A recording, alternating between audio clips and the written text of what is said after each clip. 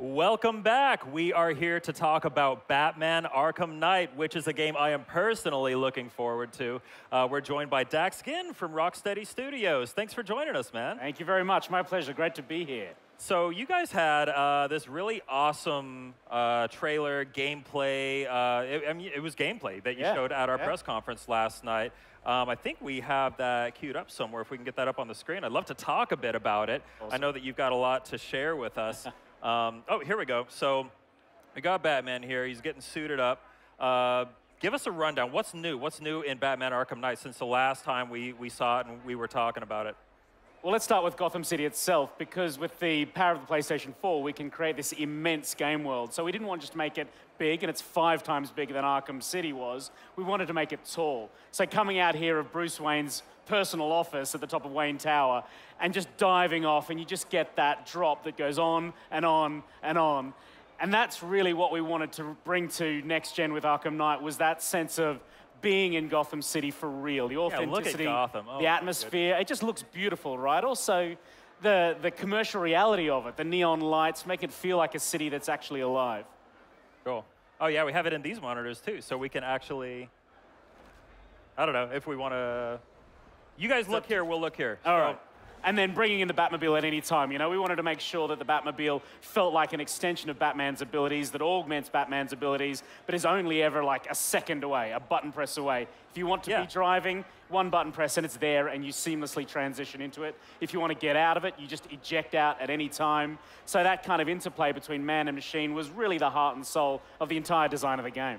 Yeah, how are you guys designing Gotham in such a way that it's fun whether you're in the Batmobile or you are flying around as Batman? I mean, at any point, you can push a button, you launch out of the Batmobile, you're flying around, push the button again, you're back down in the Batmobile. How are you guys balancing those two different gameplay styles? Well, it's a huge balancing act because the Batmobile itself also has 2 modes, pursuit mode and battle mode. So at any time, you can transform into battle mode. You get this massive heavy cannon, you get a Vulcan gun, you get a riot suppressor. So there's sort of 3 gameplay silos within the game, Batman being one, battle mode being the big reveal we're making here at E3, going head-to-head with the Arkham Knight's forces, these drone tanks, unmanned, so you can just kick ass as you move through the streets and defend Gotham in the way that Batman is destined to do. Look at that! Oh! Yeah, what kinds of firepower I love that. Check out this missile barrage.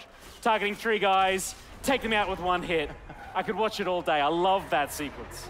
But this is exactly what you're talking about. Yeah. Hitting top speed in pursuit mode, ejecting out, and then you're just straight back above the game world again. And it's nice and quiet up there. Wow. It's raining. You've got some time to think. And then you can just dive straight back down into combat. So there's this real change of pace and emotion, whether you're Batman in the Batmobile, pursuit mode, or battle mode. Yeah, so it looks like we're getting into a combat situation here. And I just saw it said, Fear Takedown available. What's that all about? So in Arkham City and Arkham Asylum, we had loads of thugs, but give one of them an assault rifle, and it fundamentally changes all of combat. So in Arkham Knight, we wanted a single combat move that could allow Batman to take out multiple armed thugs all at the same time. So if there's 2 or 3 armed thugs, and you set up a Fear Takedown, with a single move, you can clear them all and take them down with that 1 move. Nice. So what are we seeing here? Is I think that we're coming up on kind of an interrogation bit here. We're kind of sneaking around in the rafters here. So we're in Penguin's weapons cache here, and we're going to go and interrogate Penguin. But this is the thing that we've really been thinking about for the Sony press conference, which took place last night. How do we make the big reveal, which was Scarecrow? And we were talking about fear, and what is the ultimate fear of anyone at a press conference? It's this. It's your game glitching, it's your game crashing. So stupidly, we deliberately crashed our own game to show everyone what fear genuinely feels like. So we've got a deliberate crash in front of millions of people, and then boom, we bring in Scarecrow, the master of fear, the guy who uses fear as a weapon. Because as a games developer, that is fear. That is terrifying any technical problems on a massive scale. So we deliberately did that last night to make sure that everyone understands that's our interpretation of fear, but Scarecrow brings fear into Gotham City and uses that to terrify not only Batman, but the entire civilian population of Gotham. Nice. Yeah, you guys have been talking about Scarecrow since you revealed the game. You've been, positioning Scarecrow as kind of the big bad, or one of the big bads in Arkham Knight. How are you kind of transitioning from the Joker being the main villain into someone? I mean, there's certain expectations when you talk about Batman. Obviously, the Joker is a big part of it, but we're talking about Scarecrow. Scarecrow is our man here. He looks super menacing. Yeah. What are you guys doing to really hammer home the point of him being a central focus of the game? Well, that was the plan all the way back to Arkham Asylum. You know, Arkham Asylum, you had Joker and you had Scarecrow, both significant characters and significant antagonists. And then in Arkham City, we deliberately left Scarecrow out because the focus was very much on Joker. And then Joker's death at the end of Arkham City opened the way for Scarecrow to kind of fill the clown's shoes, fill that power vacuum and take control. But they're very, very different characters. You know, Joker is all about chaos. And no one could really unite against Batman when Joker was in control. Bringing in Scarecrow, he's much more about a bigger agenda. So he has united the entire Rogues Gallery to take down Batman once and for all. And that's why the Arkham Knight is there, bringing in his military force to flush Batman out. That's why Penguin's there, distributing arms. Two-Face is involved, Harley Quinn, Riddler. They're all part of Scarecrow's master plan. And that's a very, very different experience than what gamers had in Arkham City, because all of those those supervillains were fighting each other just as much as they were fighting Batman. So they feel like two very different Gotham cities. The power hierarchy is really distinct. Yeah, now you mentioned the Arkham Knight. That's a character that you guys have shown off in some art, and I think he made an appearance in an earlier trailer. Really striking looking character design. Tell us a little bit more about the Arkham Knight and what role he's going to play in the game, as much as you can, obviously. Sure thing, because the Arkham Knight for us filled a vacuum. We had a lot of supervillains who challenge Batman in very specific ways. So the Riddler challenges Batman on the intellectual battlefield. Penguin challenges Batman in Harley Quinn challenges lots of ways as well. But none of them really step to Batman in a very combative way.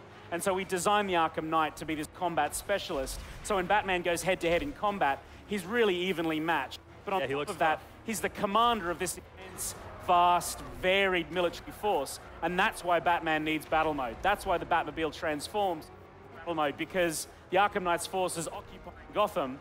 The only way Batman can defend against that is by bringing out his own military force, and that's what battle mode's all about. Cool. Now, Arkham City was, this is the last game that you guys worked on, and this is, Arkham Knight is a direct follow-up to Arkham City, regarded by many, myself included, as one of the best games of the last console generation. What are you guys, I mean, what else are you guys doing to really step it up on PlayStation 4 and to just, you know, go that one step further than Arkham City? For us, the power of the PlayStation 4 was really about bringing the Batman to life. You know, we know that at the heart of all of our design is this idea of being the Batman. And so in Arkham Asylum, it was like, how can you be the world's greatest detective? So the forensics, tracking down Joker, that cat and mouse battle between Batman and Joker was the kind of core of that experience. But Batman isn't just forensics and detective work. And that's what Arkham City was about. The Cape Crusader, being able to grapple and glide through Arkham City was a huge design change. But taking all of that into account, there's one thing that was always missing for us. When you think Batman, you think the Batmobile. And so to deliver the complete Batman experience, we had to put the Batmobile in there. Yeah. The only way we could do that is by next-gen tech. And the PlayStation 4 gives us the ability to create a car that can drive at the sort of legendary speeds of the Batmobile, that's got this offensive ability in battle mode, and a game world that's big enough to encompass all of that, to allow you to drive super fast and just not hit the edge of the city. The entirety of Gotham City was a huge next-gen challenge that we could only do on PlayStation 4. So what percentage of Gotham City would you say is destructible by the Batmobile? Because watching the Batmobile driving around, you just see him crashing through stuff, taking out pillars and, you know, different ledges and street poles and everything. Where do you guys draw the line? What can't you destroy by driving into it? We really have to think about what real expectation of destruction. So if you want to take a shortcut by cutting off the corner of a building, you can do that. Batmobile will just drive straight through it.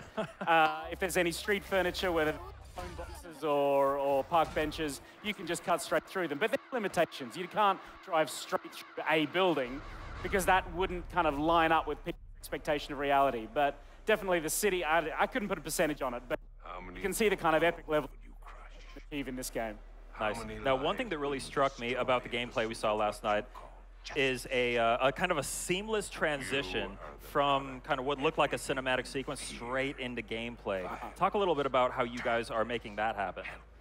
Yeah, that's a huge kind of technical and creative challenge to ensure that all of the narrative pieces, all the cutscenes, are all set up to allow you to seamlessly transition into game.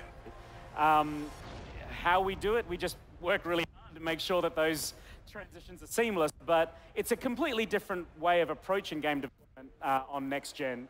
And this is something we talk about a lot. That next gen just isn't about prettier graphics. Thank you very much. It's not just about prettier graphics, it's about rethinking games development from the ground up, and the sense of receiving narrative information and then going into gameplay. That's kind of a next-gen experience, and we had to grapple with that problem and find solutions to delivering that, because if we didn't do that, it would have just felt a little bit long in the tooth. So, yeah, always being in the moment, always being somewhere between story and gameplay. It was just something we wanted to do, so we solved the problems to make it happen. Awesome. Sounds fantastic. Well, Dex, thank you so much for joining us. That's Batman Arkham Knight coming to PlayStation 4. Gotham, this is your only warning. Abandon this city, or I will unleash your greatest fears. Tonight, Gotham falls. A city of fear rises.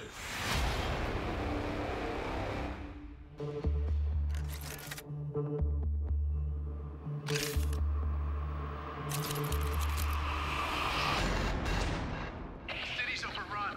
We don't stand a chance.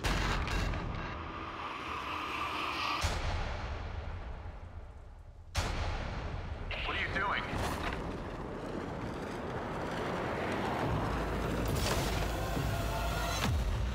Evening the odds.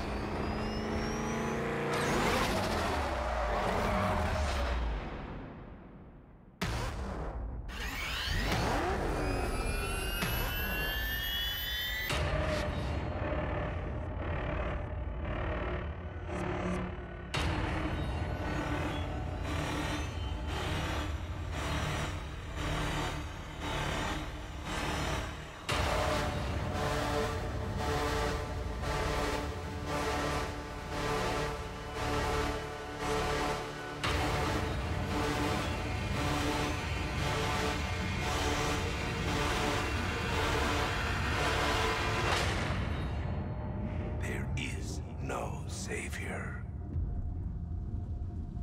No more hope. No more Batman.